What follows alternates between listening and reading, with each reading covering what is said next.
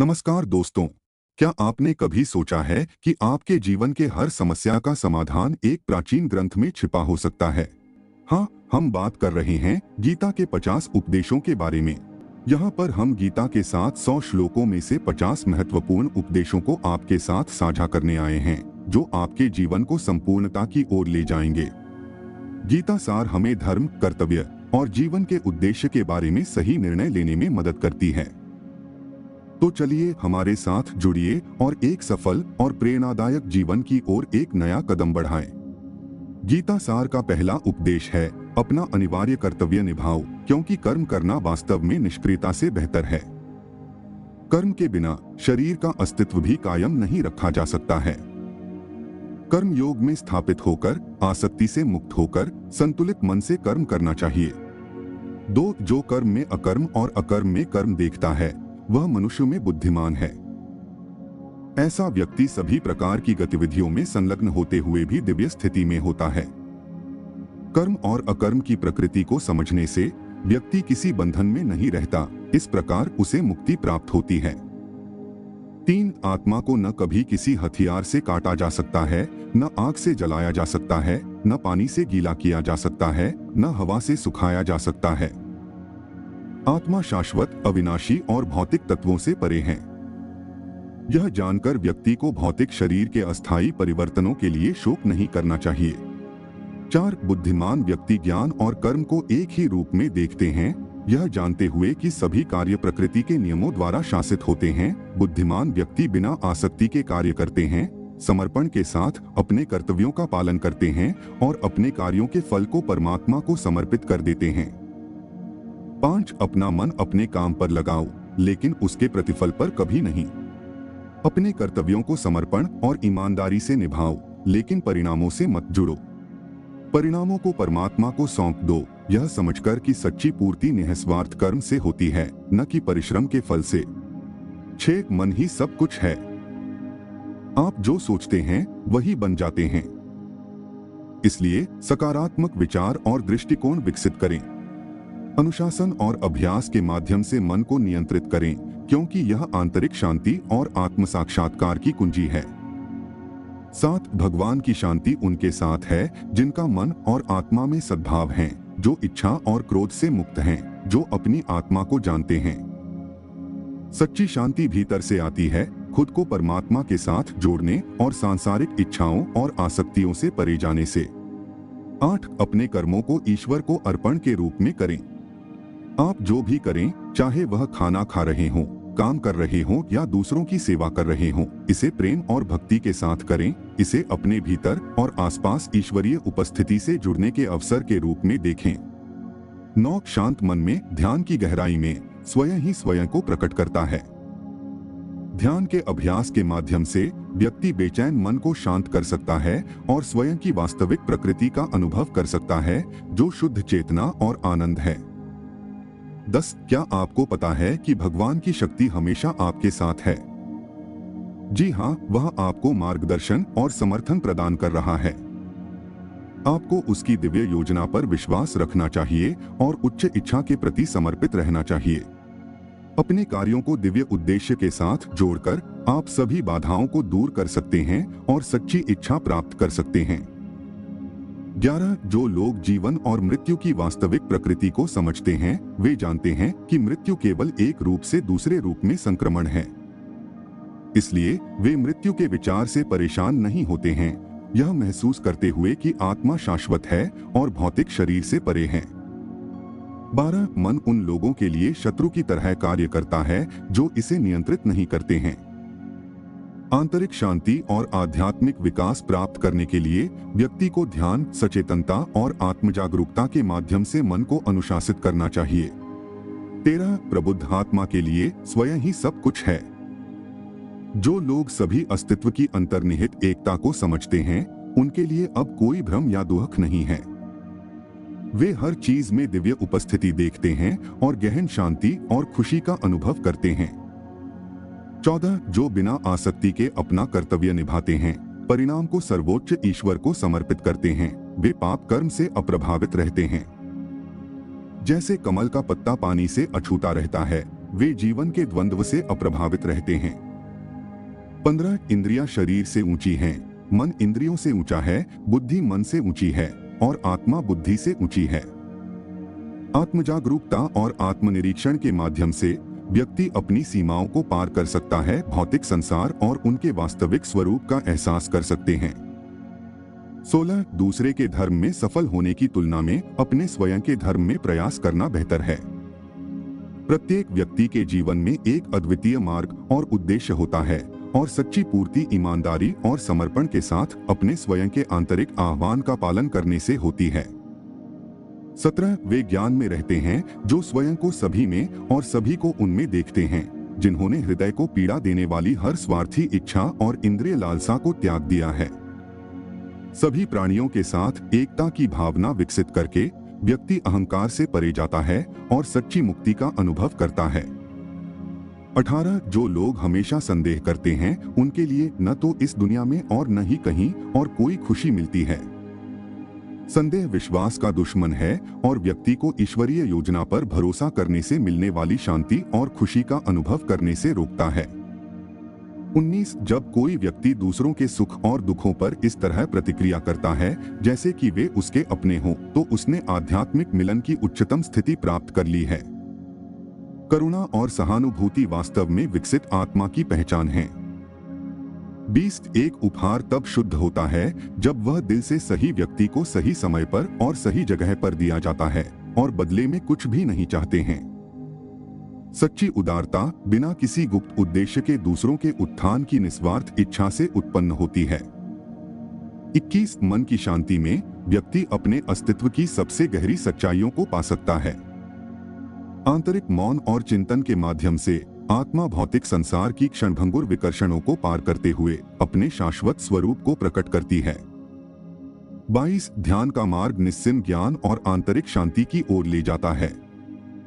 ध्यान की कला में महारत हासिल करके व्यक्ति बाहरी दुनिया की अशांति से मुक्त होकर आंतरिक शांति और स्पष्टता की स्थिति प्राप्त कर सकता है। 23 सच्चा सुख संतुष्टि और वैराग्य से उत्पन्न होता है। जो कुछ भी उसके पास है उसमें संतुष्ट रहकर और अधिक की इच्छाओं से अलग रहकर कोई व्यक्ति स्थायी आनंद और तृप्ति का अनुभव कर सकता है।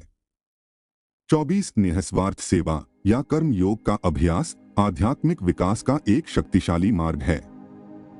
बिना किसी पुरस्कार की अपेक्षा के दूसरों की सेवा करने से व्यक्ति का मन शुद्ध होता है और प्रेम और करुणा पैदा होती है। 25 आत्मा सुख और दुख, गर्मी और सर्दी, सफलता और विफलता के द्वंद्वों से अछूती है। क्षणभंगुर शरीर के बजाय शाश्वत आत्मा के साथ पहचान करके कोई स्थायी शांति और खुशी पा सकता है।